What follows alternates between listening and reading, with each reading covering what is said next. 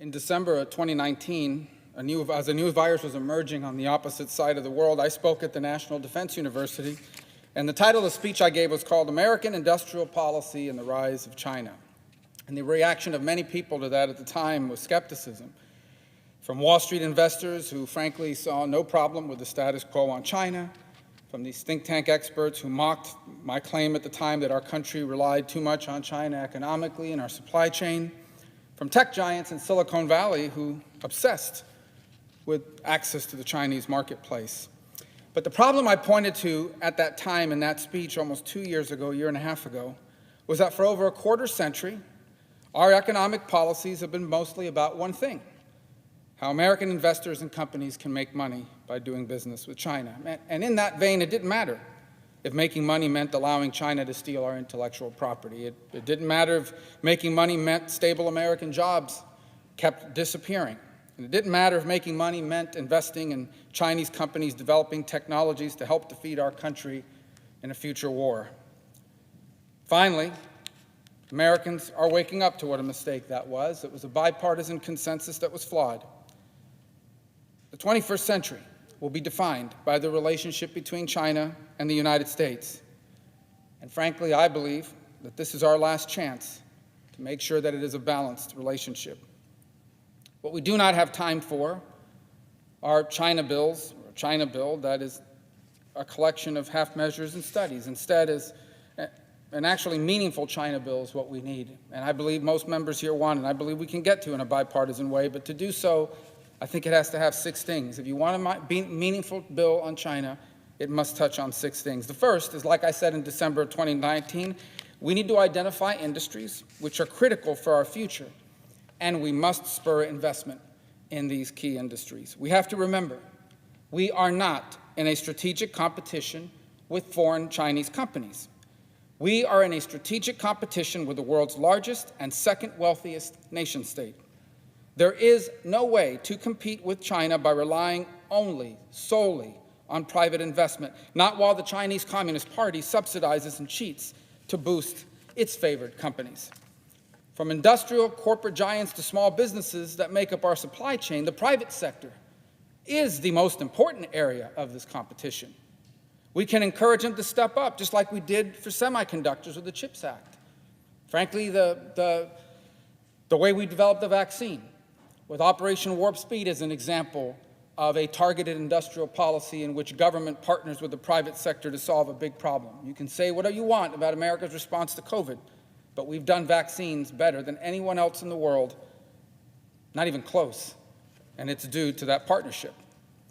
But an essential part of our strategy has to be, as a result, to build a strong foundation through targeted and sustained federal funding for American research and development. Now, the bipartisan Endless Frontiers Act is a nod in that direction. Right now, that bill makes the National Science Foundation the lead agency in directing $100 billion of government investment.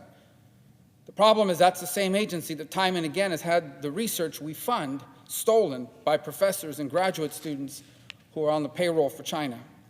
DARPA and other advanced research agencies within government have a much better record of protecting research, and I believe would be a far better choice to administer these investments instead. The second thing a real China bill must do is communicate that while we do not seek an armed confrontation with China, we will confront any military aggression. We will maintain our defense commitments with our allies, and we will win any conflict China starts. We must never do anything that leads Beijing to doubt our commitment to Taiwan, and we must never accept the Chinese Communist Party's illegitimate claims on the world's most important shipping lanes in the South and East China Seas. The Strategic Competition Act we recently passed out of the Foreign Relations Committee is largely silent on this topic, but Chairman Menendez has pledged to work with me to include my South China Seas and East China Sea Sanctions Act in any final bill that we take up here on the floor. The third thing a real China bill must do is fix broken international and domestic trade laws. The World Trade Organization is failing miserably, and it must be reformed. And China's flagrant intellectual property theft, industrial espionage, and massive subsidies to Chinese companies can no longer be ignored, and they must be addressed. My Fair Trade with China Enforcement Act would help protect critical industries in America from Chinese influence and possession and recover the lost values of secrets and technologies that they have stolen. The fourth area of focus of any real China bill must be making sure China doesn't control our medicines and/or our medical technology and patient data. Last year, panic over masks and ventilators was a wake-up call for our medical dependence on Beijing. From blood thinners to acetaminophen, which is the ingredient in Tylenol, we have allowed China to dominate the pharmaceutical manufacturing market. It is dangerous leverage over America and Americans. We should be able to make medicines here. This will not only make us safer, it will create well-paying, stable jobs for American workers. My Medical, Manufacturing, Economic Development, and Sustainability Act would do exactly that, and should be included in any real China bill. As I said in September of 2019, we must immediately enact stricter guidelines to make sure that public funding never contributes to Chinese genomics efforts and beats them in that R&D race. If we allow China to dominate genetic data and that field of medicine, Americans will one day find themselves begging Chinese companies and even the Chinese Communist Party for access to future life-saving treatments. The fifth area a real China bill must address is our capital markets. Our stock market is the most open, liquid, and profitable in the world, and it is being used by the Chinese Communist Party to fund its military and to fund their companies. Any meaningful China bill must cut off the tap and prohibit American money from being invested in Communist China's military companies. We need to start requiring more transparency from Wall Street when it comes to investing in China and Chinese government-controlled companies. My American Financial Markets Integrity and Security Act needs to be part of the solution. How can we claim to be dealing with Chinese manipulation of our capital markets if we don't ban Chinese companies exploiting our own stock market to continuing to hurt us? Beijing long ago figured out how to get rich and powerful Americans to use their influence in American politics. Allowing Wall Street and big finance to enrich themselves by hurting Americans may make a lot of money in the short term for those individuals, but it is hurting America in the long run. It is national economic suicide. The sixth area any real China bill must address is genocide. Today in China, nationless corporations cooperating with the Chinese Communist Party force Uyghur Muslims to make clothing and shoes and even solar panels. Sadly, without knowing it, you may have very well purchased a product made partially or entirely by slave labor in Xinjiang. These companies, partnering with China, are complicit in these crimes. The Chinese Communist Party's reduced labor costs means increased profits for these corporations. While they lecture us about social justice in America, these companies are making billions off of slavery in China. My bipartisan Uyghur Forced Labor Prevention Act has almost half the Senate as co-sponsors. We must take it up and pass it out of the Foreign Relations Committee as soon as possible. Last year, we saw companies, Nike, Apple, Coca-Cola, even the U.S. Chamber, were lobbying against this bill. Well, soon we're going to find out what holds more power in our country: corporations making billions off genocide and slavery, or our basic sense of right and wrong. The good news is that today we have finally awoken to the reality of how wrong the old consensus on China was. But we woke up almost too late. We don't have time for half measures. We must address the dangerous growing imbalance between America and China comprehensively, decisively, and swiftly, or we will live to see a future in which the world's most powerful nation is a totalitarian, genocidal, communist dictatorship, and our country is relegated to the role of a once great nation in decline. And no part of our lives will go unaffected in a world like that. We can see the shadows of it even today.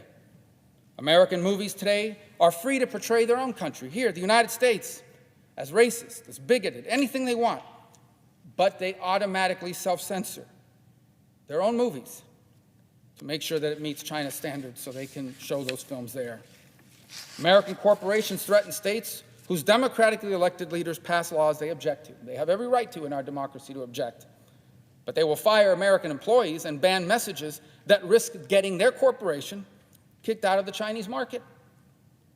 And American teenagers are already turning over valuable personal data to the Chinese government on an hourly basis in exchange for the ability to watch what I will admit are clever videos on TikTok. And yet this is nothing compared to the world that awaits if we do not take action.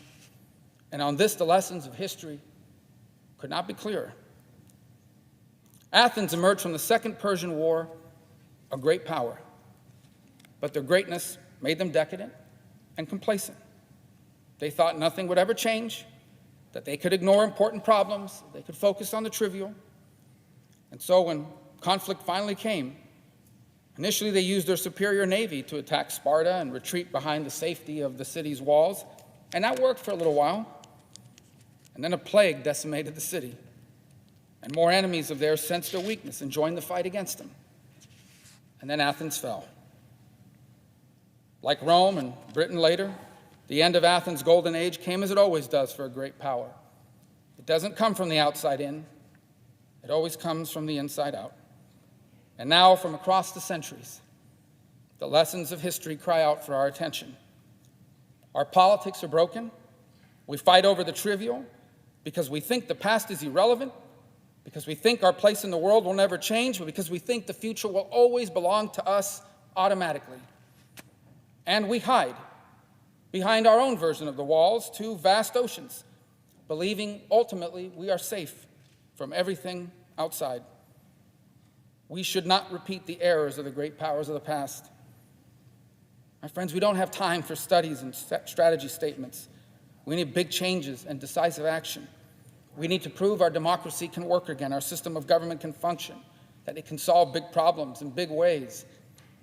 If we succeed, I truly believe a new American century lies ahead. If we fail, it is a century of humiliation that awaits us. Mr. President, I yield the floor.